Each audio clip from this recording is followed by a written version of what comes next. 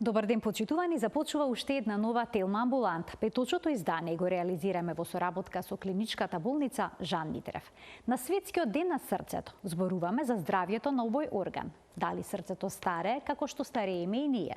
Што можеме да направиме во младоста за да го сачуваме неговото здравје? Дали срцето боли? Може ли срцето да се скрши од преголема тага? И така натаму. Се прашањата кои што ќе ги поставиме на денешната гостинка, доцент доктор Тања Јушева, кардиолог во клиничката болница Жан Митрев. Разговорот ќе го погледнете веднаш по рекламниот блок.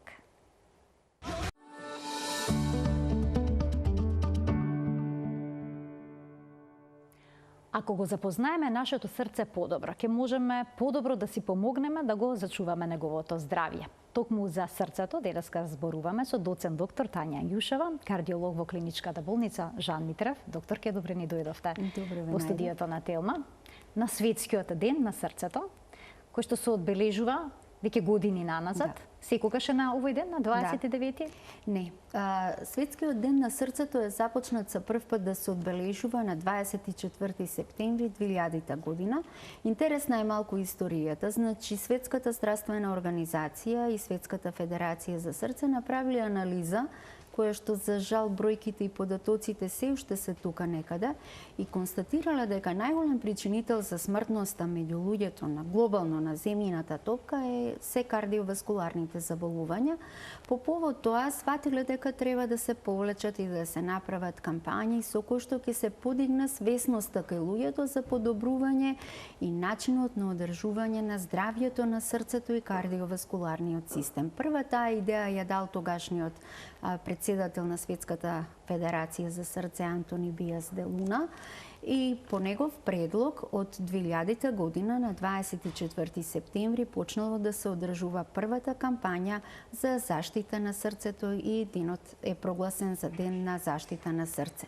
Секоја година даден е термин, тоа е крајната недела во месец септември. Интересно е дека сегде во светот се одржува оваа кампања. Годинава се вклучени 99 земји, значи не се само здравствени работници, здравствени установи, тука се вклучуваат спортисти, познати личности во средината. Мотото на оваа година на кампањата е интересно, ќе ја кажам баш на англиски мотото како што е Use the heart, know the heart. If you know the heart better, you can help yourself more. Тоа значи дека ако користите го срцето и знаете го срцето подобро, затоа што ако подобро го запознаете, можете себе си многу повеќе да си помогнете и да им помогнете и на другите. И клиничката болница Жан Митрев е вклучена во одбележувањето на Светскиот ден на срцето? Да, оваа година ние по повод тој ден нашите пациенти, а и останатите кои што ја следат нашата веб страна, може би приметија дека имаше дадена објава дека на 29 септември ќе биде отворен ден со бесплатни прегледи за кардиоваскуларна процена на пациентите покрај стандардниот кардиоваскуларен преглед каде што се прави ехо преглед на пациенти на срце, крвни садови. Значи им доделуваме на пациентите и мал едукативен материјал кој што е во суштина многу битен. Да.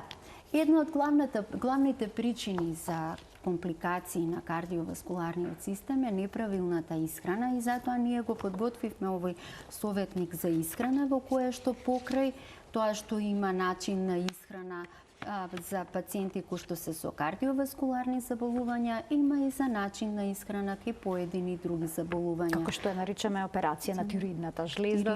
Да, дебело црево, абдоминална аневризма и така натаму.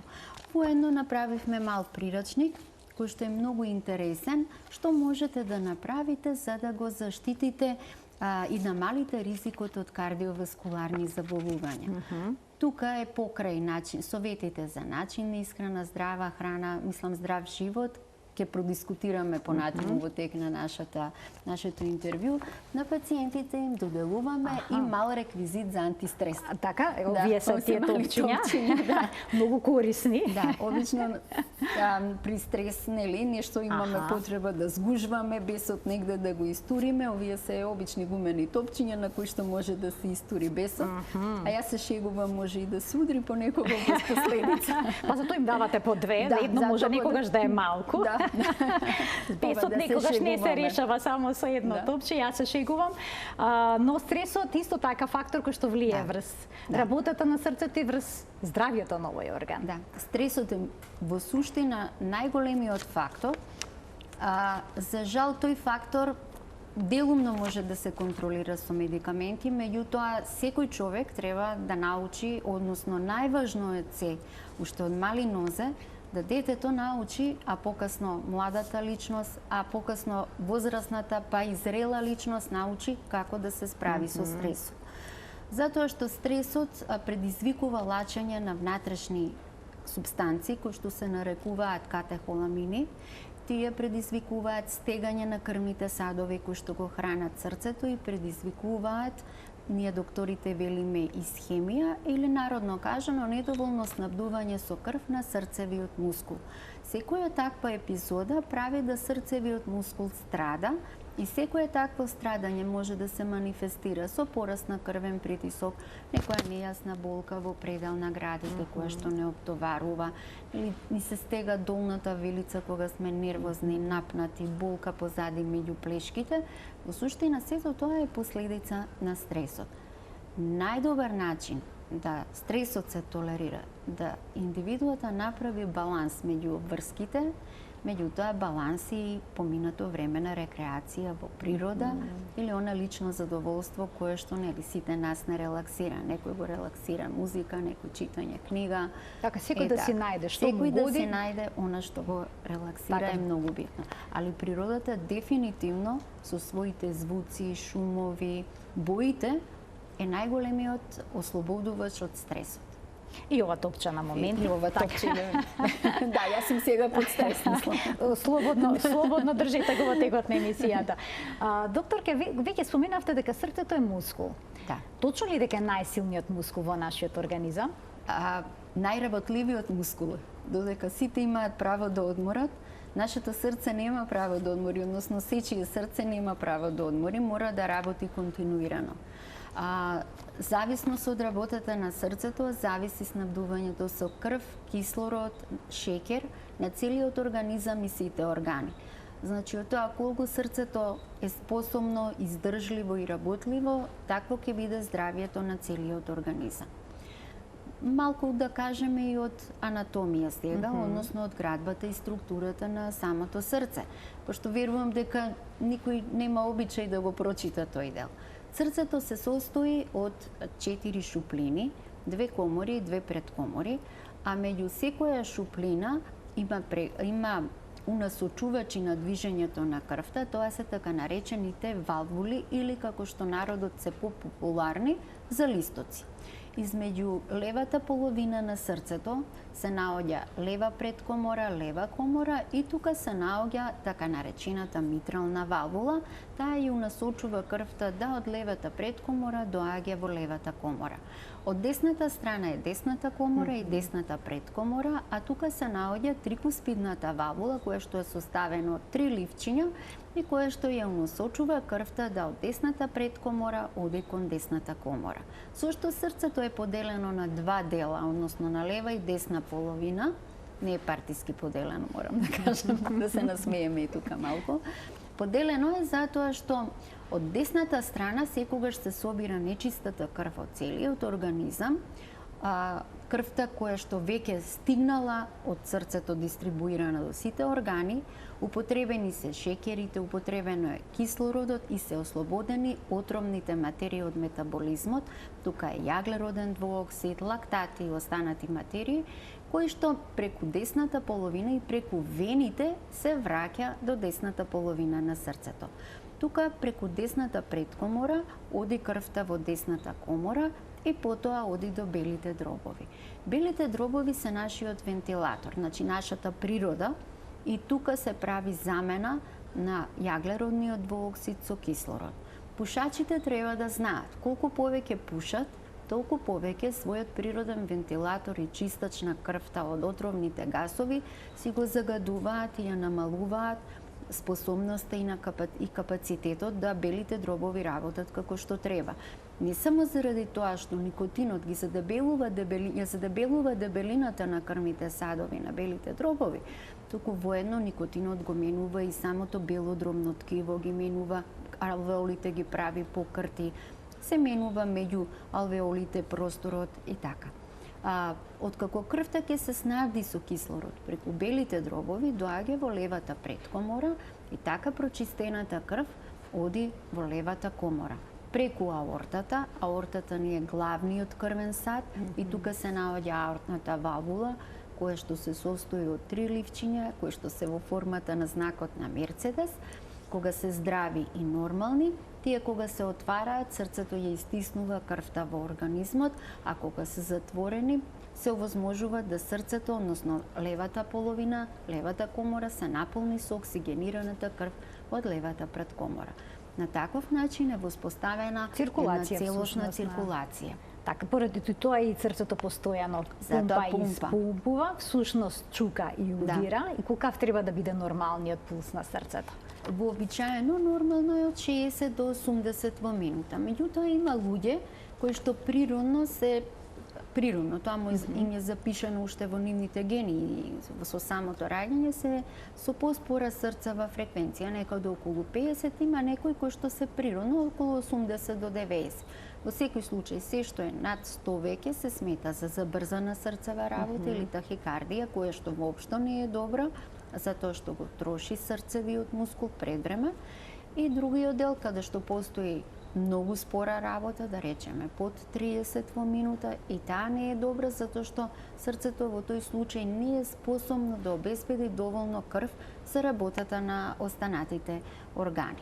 А дали знаете колкаво е срцето? Колку тупаницата? Да.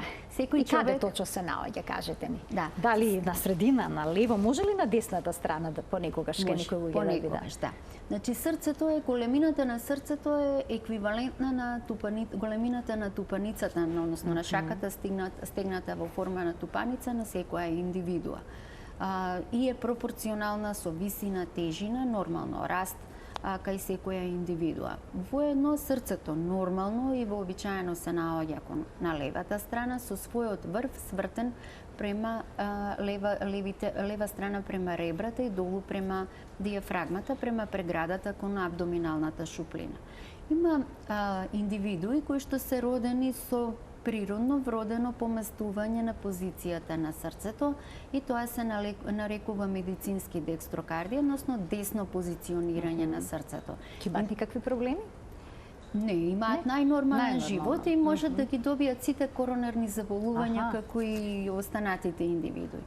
Меѓутоа за докторот е малку потешко и збунувачки кога нема да го знае тој податок. Но има индивидуи кои што покрај срцето и сите органи можат да бидат променети, да речеме она што ние нормално го имаме на десно, кога што ни е црниот дроб, да им биде сместен на лево. И тие луѓе живеат најнормално во рамките на својата физиологија со која што се родени. Ќе ги поканиме, докторке, гледачите, доколку имаат некој прашање поврзано со денешната тема, слободно може да се вклучат во програма на телефонскиот број што ќе биде испишан на екранот. Вела дека е неопходна физичка активност за целокупното здравје, па и за здравјето на срцето. Но доколку се претера со спортување, со физичка активност, може ли да дојде и до некакви промени? Еве во големината на срцето споминавте дека е големо колку тупаницата. Да, значи како ние почнуваме да вежбаме и сме физички активни, нели се задебелуваат нашите мускули, ги гледаме како се задебелуваат нашите мускули на рацете, на нозете се затегнуваат. Меѓутоа, пандан на тоа, значи настанува промена и задебелување на самиот срцев мускул. Треба да го имаат тоа во предвид сите оние кои што вежбаат. Нормално е да настане тоа затоа што срцето работи понапорно и тоа е во рамките на физиологијата. Но ако се претера, може да настанат промени. Прво претерување е што за жал го имам приметено во својата секојдневна пракса, верувам дека и сите мои колеги го приметуваат. Тоа го прават младите деца кои што почнуваат со вежбање, нели сега е на мода бодибилдинг и да се има јаки мускули. Морам овој момент да го искористам и да кажам, и почнуваат со неправилно земање на препарати кои што се забрзувачи на метаболизмот, како креатинот, како цитрулинска киселина, како протеини обогатени со хормони за раст и брзо добивање на мускули. Меѓутоа, сите тие препарати имаат несакан ефект на срцевиот мускул, го ја убрзуваат неговата работа, го убрзуваат процесот на страдање на срцевиот мускул во создадени така наречени кисели продукти од неправилно едно од препаратите, а друго и од префорсираното вежбање, а тие кисели продукти со текот на времето предизвикуваат оштетување на срцевиот мускул и како што нели кога ќе се повредиме ни се формира ожилно ткиво, така се формира и ожилно ткиво на ниво на срцето. Мускулните влакна ја губат својата еластичност и полека почнуваат од задебелување да се истенчуваат. Срцевиот мускул наместо да има една еластичност и срцето да има, ние велиме комплианса, да се растегнува и да се враќа назад, станува како една растегната торба која што нема назад. Или едно ластико веќе истрошено како останува издолжено, така останува и срцевиот мускул. Тогаш ние велиме дека настанало проширување на срцето. Синдром на спортско срце, тоа е тоа? И полека почнува да слабе јачината на работа на срце, тоа е ежекционата фракција или пумпната снага, и почнуваат симптомите на срцева слабост. Имаме гледачи кои што очекуваат вклучување во програма. Имам уште едно прашање поврзано со сето ова, но гледачите ќе го слушнат откако ќе ги вклучиме оние кои што денеска ќе постават свој прашања. Добар ден за првиот гледач. Ало? Го очекуваме првото прашање од денешниот гледач. Добар ден. Добар ден. Ве слушаме во програмаста. Повелете. Јас се јавувам од Охрид. Така. И сакам да ја поздравам докторката, која е прекрасна личност, пример за доктор, што немам зборови. Што е посветена на својата работа и на своите пациенти. Впрочем, и токму поради тоа и редовно соработуваме во оваа емисија. Да, и јас сум пациентка со тави интервенција во мај месец од Охрид. Така. И само да ја поздравам докторката, да ја пожелам уште многу успешна работа, да биде прекрасна како што е досега. Така. Ви благодарам многу за вклучувањето во програма. Ви благодарам. Уште еден гледач ќе вклучиме. Добар ден. Ало? Ве слушаме во програма, сте, повелете. Добар ден, добар ден. Добар ден. Кој е вашето прашање? Поздрав до докторката и до родителката. Благодарам. Јас сум од Кавадарци. Така. Дали се слушаме? Да, ве слушнавме дека сте од Кавадарци и очекуваме да слушнеме така. Кој е вашето прашање? Пред 5 месеци имав упат за Скопје за срцето. Бев во Сестина и во државна болница. И ми кажаа дека страдам од аортата. И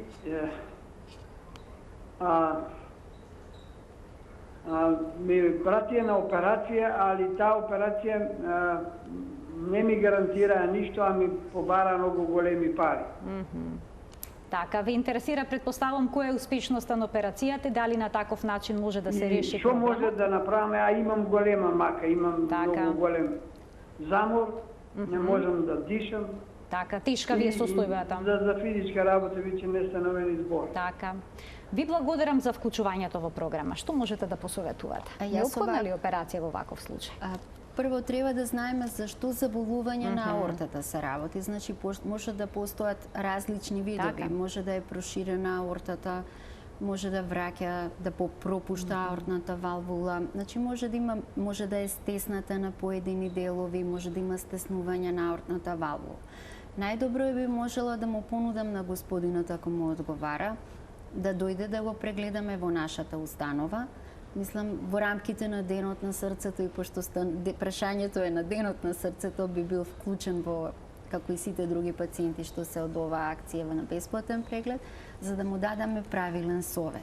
Така. Затоа што се зависи дали треба операција, кога треба операција, каков тип на операција, се зависи од она што е промената на неговата аорта. Така на господинот само нека остави име, презиме кај вас, ќе биде и телефонски број, ќе биде контактиран од наша страна и ќе му кажеме кога да дојде. Така, докторки, ќе се навратам јас на она што беше поврзано со спортувањето, интензивното вежбање и промените на срцето. Доколку кај некое лице кое што интензивно спортува, се прошири срцето, сме ли потоа да прекине со спортот? Па вака, доколку настане проширување на срцето, по натамошниот план, дали ќе може да спортува и колку ќе биде физички активен, зависи колку ќе се намали јачината на работа на срце. Доколку влезе во онаа категорија на умерено срцево попуштање, каде што имаме некаде околу 40 до 50% пумпна снага, во тој случај ќе може со некои лесни физички вежби, додека станува збор за тешко срцево попуштање, ќе мора да прекрати и ќе мора да прима адекватна терапија. Но за да не настане тоа, во светот се повеќе ја применуваат процената на пациентите, односно на луѓето кои што се бават активно со спорт, процена на ниво на ергоспирометријата. Што е тоа? Ергоспирометрија е една диагностичка метода која што не е така нова, се применува од 1977 година, каде што во суштина е направена комбинација на процена на функција на бели дробови и процена на функција на срце. Пациентот додека оди на трака, истовремено носи маска и треба да следи одредени одредби кои што му ги дава сестрата на издишување на воздух.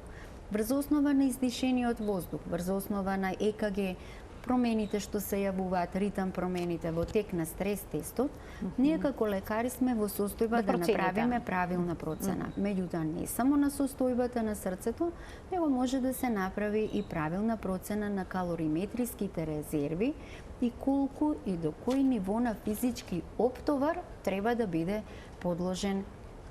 подложена индивидуата. Ова би требало да се применува, да речеме, кај спортистите редовно, би требало да се применува кај млади деца кои што планираат да се бават професионално со спорт, се прави кај пациенти кои што се со срцева слабост за да се пресмета колкави се кардијалните резерви, може да се примени кај прекумерната телесна тежина пациентите да се направи врз основа на дебелина и телесна тежина, да се направи процена колку треба да изгубат за да нема последица од здравието. Морам да кажам дека ние оваа метода планираме да ја започнеме со работа, најверојатно ќе биде ноември или декември, и тогаш ќе покануваме, ќе подискутираме и детално. Да, и вас ќе ве поканиме да дојдете. Меѓутоа е исто така многу битна за да се спречи настанување на срцева слабост. Да проговориме и за старењето на срцето. Да. Дали срцето старе како што старе и човековиот организам? Да. Значи, секоја наша клетка, откако сме родени, го почнува својот процес на старење. Интересно е дека и процесот на старење и која клетка побрзо, поспоро старее е запишено исто така во нашите гени и тоа си го носиме со нашите, го имаме како наследство од нашите предци. Интересно е дека во процесот на старењето кај срцевиот мускул настануваат фиброзни промени кои што предизвикуваат да се намали еластичноста на срцевиот мускул и кај индивидуите не се намалува толку драстично работата и јачината, пумпната снага, меѓутоа се намалува капацитетот на издржливост кон поедини физички активности. Значи, кога ќе забрзаат, кога ќе работат нешто повеќе од колку што дозволува нивната реална возраст, во тој случај им се јавува замор, им се јавува забрзана срцева работа. И затоа мислам дека треба секој да свати дека како идат годините, своите активности, посебно физичките активности, треба да бидат адаптирани според возраста која што ја имаат. Да бидеме реални, така. Не само по нашата желба, него и по нашата реалност. По нашата реална возраст. Ќе вклучиме гледач, добар ден за него. Добар ден. Повелете. Ќе ве молам едно прашање. Секако. Ја малку покасно се вклучив, па ме интересира за докторката, кај работи и како се вика, имам проблем со срцето, со гушење, со дишење, со замор, а 70 години имам. Па ме интересира како може да дојдем до незе, ако може да ми кажеш кај работи и како Така, секако доцент доктор Тања Ангјушева, специјалист, субспецијалист всушност по кардиологија во клиничката болница Жан Митрев. Ке вклучиме уште еден гледач. Добар ден за него. Добар ден за следниот гледач. Да го слушнеме неговото прашање. Повелете, ве слушаме, во програма сте. Јас да ве поздравам во студиото. Благодарам. И сакам да прашам, да ме интересира нешто во врска со прескоците, да ми објасни докторката, што имам проблем со прескоци на срцето. Така, ви благодарам за вклучувањето во денешната емисија. Докторке, Фала. пријатно. Прескоци, некој вела, чувствувам како срцето Да ми трепели. Да ми трепели или дека ќе ми излезе од градите на моменти. Да. Тоа е многу често чувство што се јавува и прескоците може да бидат, се викаат екстрасистоли, може да бидат предизвикани од различни причини. Една од најчестите причини на прескоците е коронарната болест. Друга причина може да биде прележан некој воспалителен процес на срцевиот мускул. Може да бидат во позадина заболување на залистоците, може да биде во позадина некоја промена во структурата на самиот срцев мускул или пак може да биде во позадина на емоционалниот стрес. Што точно стои позади таа симптоматологија, за да може да се открие, треба пациентот да дојде да се направи ехо преглед. Покрај стандарден ехо преглед, кај овакви пациенти се прави и 24-часовен холтер мониторинг, ЕКГ холтер, на кој што се следи работата на срцето во тек на 24 часа. Се прави процена кој тип на прескокнување се јавуваат, дали е потребно да бидат третирани со адекватна терапија или пак треба да се следат само или да се промени начин на живот. Значи, за да може пациентката да ја помогнеме, треба да си закаже преглед, да биде прегледана и потоа да си добие адекватна терапија. Доктор, ќе има ли лица кои што имаат аритми, односно прескокнувања во работата на срцето, а тоа не го чувствуваат? Има и такви состојби. Постојат така наречени предкоморни прескокнувања кои што предизвикуваат местото каде што се случуваат тие предвремени контракции на срцевиот мускул се условени од предкоморите. Тие поретко се чувствуваат, но има и луѓе кои што навистина имаат прескокнувања, а воопшто не ги чувствуваат. Обично тоа се луѓе исполнети со динамика на работа, недостаток на време да завршат се и кај нив нема време да се почувствуваат тегобите од срцевиот мускул. Интересно е дека постојат и така наречени нови, ствари не се веќе нови, веќе се постари, меѓутоа тоа се така наречени холтери за следење на работата на срцето, каде што покрај ЕКГ-то може да се проследи и колкава е активноста на симпатикусот и парасимпатикусот. Тоа се во суштина делови од нашиот автономен нервен систем, кој што ја диригира работата на сите органи, вклучително има влијание и врз работата на срцето. И во зависност кој дел од автономниот нервен систем доминира, ние имаме тахикардија, имаме прескокнување, емоционално сме порастревожени и слично. Така да тоа е новина во медицината која што на во голема мера им помага во диагностиката на овакво вид на заболување. Доктор, уште еден гледач ке вклучиме во денешната Телма амбуланта. Добар ден за него. Ало, добар ден. Во програма сте, повелете. Ве поздравувам вас во студиото. Имам едно прашање до докторката. Јас сум на 44 години и пред 4 години после породувањето ми се случи една криза и имам сега кардиомиопатија. Значи, породувањето ми беше нормално и беше се во ред во текот на временоста со моето здравје и со здравјето на детето. После породувањето ми се случи и сум пациент сега со кардиомиопатија. Па сакам да прашам, дали тоа се лекува, може да се измени или ќе морам цел живот да ја користам оваа терапија сега што ја користам?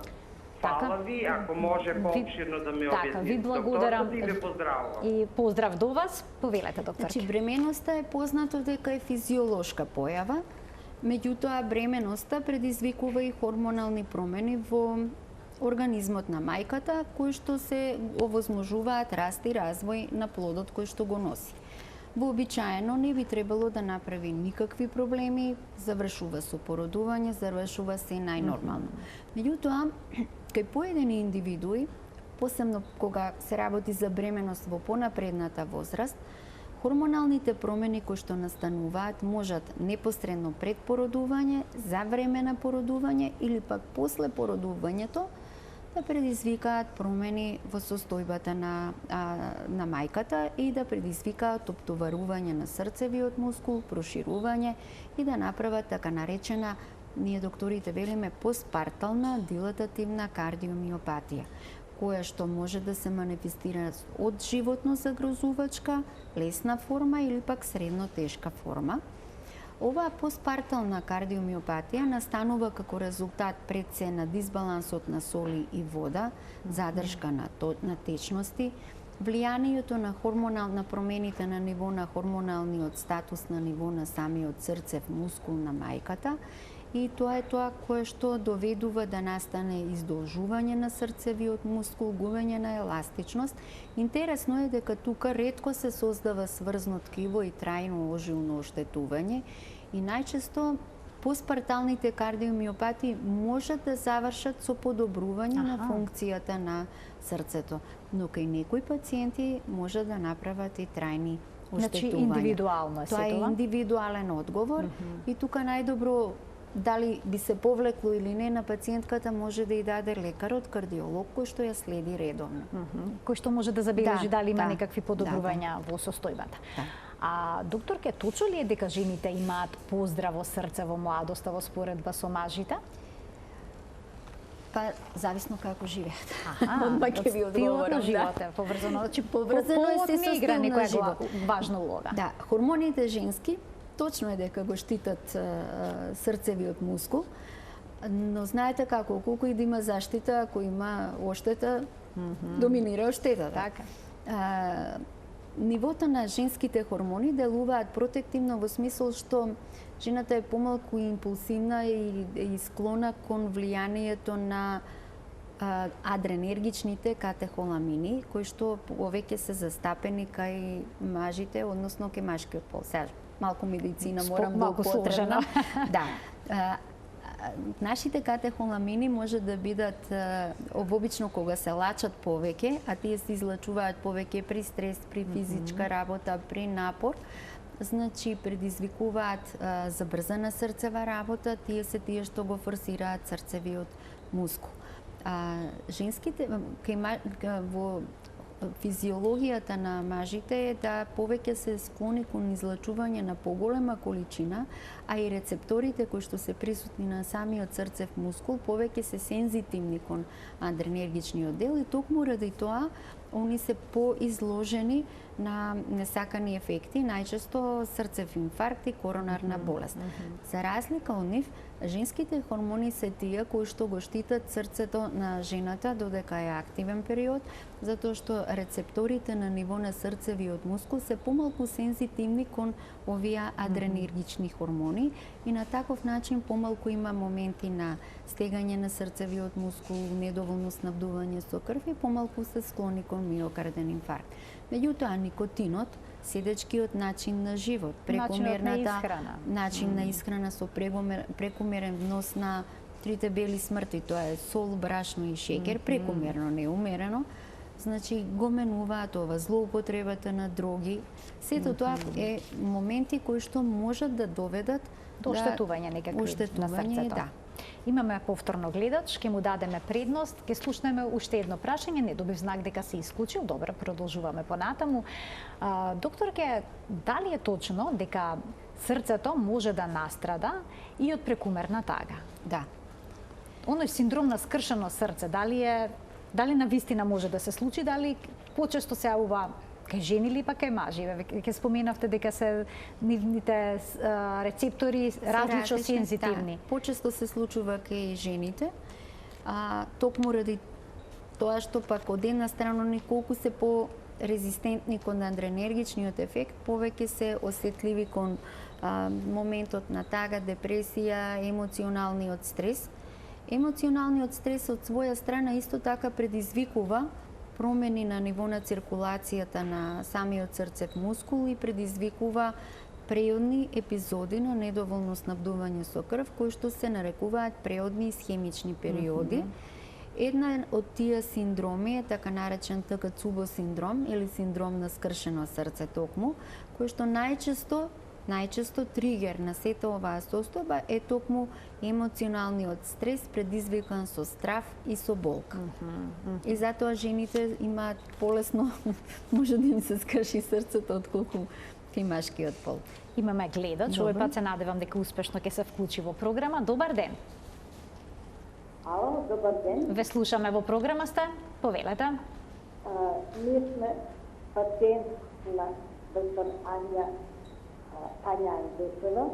Така. Многу сме благодарни на воштова клиниката Жан Митрев, затоа што мојот сопруг е сега денес. Дали си исклучи гледачката? Разбравме дека се многу благодарни за сето она што сте го направиле за здравјето на незиниот сопруг, ако не се лажа. Драго ми е. Така, ви благодарам што сте вклучивте и што го споделивте своето искуство. Доктор, ќе продолжуваме понатаму. Дали пациентите кои што имаат некаков проблем со срцето ќе почувствуваат болка, бидејќи некогаш знаат луѓето да кажат не се секире, срцето не боли? Може да се почувствува болка и не е точно баш дека срцето не боли. Срцето боли тогаш кога му фали нешто. Покажува дека нешто не е во ред. Например, таа болка се карактеризира со проширување во така наречени зони на сензација, зони каде што се проширува таа болка и обично е во пределна средината на градите, во долната вилица може да се јави, може да се манифестира како трнање на левата рака. Што во суштина се случува кога се јавува таа болка? Кога се јавува таа болка, значи има недоволно снабдување со крв на срцевиот мускул, значи срцето кое што е навикнато да работи во доволно кислород и шеќер, нема хранливи материи. Срцевиот мускул нема доволно хранливи материи, се создаваат кисели продукти, лактични продукти, кои што предизвикуваат дополнително и тие самите стегање на крвните садови, а пак сите тие ги дразнат нервните завршетоци. Значи немаме дел од телото кој што нема нервни завршетоци. И самото срце си има свој нервен систем. Тие нервни завршетоци почнуваат да сензираат, да прават сензации во форма на болка која што ние ги чувствуваме и се пренесуваат во зоните, односно средината каде што се наоѓа срцето. Доктор, ке повторно ќе отвориме простор за прашање од гледач. Добар ден. Добар ден за следниот гледач во денешната Телма амбуланта. Очекуваме да го слушнеме неговото прашање. Се надевам дека успешно ќе се вклучи. Ало. Ве слушаме во програма, сте, повелете. Ало. Да, ве слушаме. Да, одлично ве слушаме и очекуваме да го слушнеме прашањето. Сега вака, јас сум на Жан пациент 22 години. И сум задоволен, незадоволен, презадоволен. Така. Доктора Ѓушо ми е, она ме прегледува 22 години. И сум задоволен, немам зборови кои да ги употребам, меѓутоа осеќам сега замор, така не можам да одам, да се движам, не можам воздух да си земам. И сакам доктора Ѓушева најдобра да ми каже што треба да направам. Ви благодарам за вклучувањето во денешната емисија. Доктор, ке што советувате кај пациентот што да направи? Па повторно ќе мора да дојде на една контрола, да видиме, да направиме ЕКГ, ехо, да видиме да не настанале некои промени во меѓувреме. Заморот може да е ако почнал да попушта срцевиот мускул или пак ако настанале промени на крвните садови на самиот срцев мускул. Ма тоа може да се каже само ако се направи преглед. Само со преглед може да се констатира што точно стои за тој замор, што се чувствува. Што можат да направат младите за да го зачуваат здравјето на срцето? Еве денес е светскиот ден на срцето, па како да се превенираат многобројните болести кои што се често смртоносни? Добро прашање поставивте, затоа што сите болести почнуваат од младост и од детството. пред се мора да се го запознаат своето срце, за да им биде подраго, да ги знаат деловите на срцето, да знаат која е неговата функција и да ја почитуваат неговата работа. Како ќе ја почитуваат и како ќе го покажат својот респект кон таа работа на срцето, да почнат да живеат здрав начин. Да почнат пред се од една правилна здрава исхрана, каде што, пак ќе кажам, мора да се избегнуваат сите оние три бели смрти, премногу брашно, премногу шеќер и премногу сол. Значи брашно, шеќер и сол, али преголема количина. Значи тајната е во умереноста. Од многу продукти, секаде се присутни. Фаст фуд треба да се избегнува, мислам тоа е факт, затоа што е баш носач на големи количини на масноти. Сите оние грицки кои што го заменуваат оброкот кај младите треба да се заменат со парче овошје свежо, наместо оброк и со еден нормален здрав оброк кој што содржи приготвена храна, здрава храна, каде што треба да содржи одреден процент на месни, на белковини од месно потекло, од млечно потекло, од растително потекло. Сите три морат да бидат застапени. Младите не треба да заборават дека организмот им е во развој. Колку ќе внесат хранливи продукти, правилни, здрави, од аминокиселини, од природни шеќери, од природни масноти, така ќе расте нивниот организам и така ќе се развива. Дополнително кон здравата храна е и спортската активност. Нели ние многу стара изрека е која што нонстоп се повторува: во здраво тело, здрав дух. А за да има здрав дух, треба да имаме здраво тело, и духот кога ни е здрав и се поврзува во една целосна благосостојба на здравје. Во суштина и дефиницијата на здравје на еден човек е здраво тело, здрав дух и општа благосостојба. Тоа е дефиниција за здравје. Значи, спортската активност не треба да ја забораваат. Не треба да практикуваат само спортска активност во затворени простории, затоа што размената на гасовите не е иста во затворена просторија, значи, што повеќе надвор, но отворена во природа. Природа во зеленило. Затоа што, како што спомнав, зеленилото и боите од природата делуваат уште еднаш релаксирачки на целокупната емоционална состојба. А споминавте всушност колку е важна емоционалната состојба и многу е битно. И задоволството што ќе го почувствува на стресот. Имате уште нешто за стресот кај децата. Исто така, изложени се тие постојано на стрес. Изложени се континуирано на стрес и многу реакцијата нивна на стресот е бурна. Значи мора да се работи тоа, да се и на ниво на школи, на ниво на фамилија и сегде да се работи многу повеќе, да децата се научат да стресот го контролираат во себе, затоа што стресот од мали ги прави потенцијални кон анксиозност. Нешто што не ми се допаѓа, значи не може да младата популација тргне да витамините неопходни за дневна потреба на еден организам да тргне да ги бара нонстоп во пилулите и во таблетите. Наместо во оброците, во овошјето, во зеленчукот. Значи мора и тоа да биде многу повеќе застапено и мора многу повеќе да им се внимава и да им се вложува во нивната едукација на начинот на правилни хранливи продукти. Никотинот, за жал, им е достапен од мали нозе, се повеќе и модерните сега дроги, дринкови, енерджи дринкови, комбинации и така натаму. Тоа е се што влие не само на здравјето, прават предвремено старење, прават емоционална нестабилност и прават секундарно влијание на рани оштетување на кардиоваскуларен систем. Познати се случаеви на млади зависници и корисници на разни видови на опијати, кои што да речеме на 16 години имаат миокарден инфаркт. Исто така има случаеви на млади спортисти зависни од оние допинг средства, кои што на 20 години добиле инфаркт. Значи, за да не им настане тоа, полека треба да се свртат на вистина кон еден здрав и сталожен начин на живот. Така, бидејќи здравјето се чува од детството и добрите навики всушност таму се стекнуваат. Па затоа е многу битно од детството. И треба да се задржат во текот на целиот живот. Па кога ќе влезе во детството, во навика, така се живее и понатаму. Така е. Докторке, многу ви благодарам за вашето денешно гостување во Телма амбуланта. Ви посакувам успешен ден и успешно реализирање на кампањата со која што го одбележувате Светскиот ден на срцето во Клиничката болница Жан Митрев. Ви благодарам, Марија, и јас само можам да кажам дека вие со вашите емисии на вистина можете комотно да кажете дека сте континуирана кампања за превенција на здравјето кај луѓето.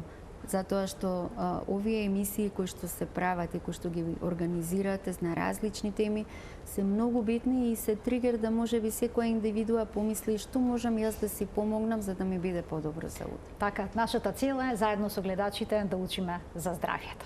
Да. Преку советите на релевантни стручни лица во одредена област. Доктор Ангјушева, ви благодарам повторно за гостувањето. Благодарам и вам. Почитувани, тука ја заокружуваме денешната Телма амбуланта. Ви благодарам за вниманието со кое што не следевте. Се гледаме секој работен дел на Телма во 12 часот и 50 минути, кога веќе, како што напоменав, заедно учиме за нашето здравје.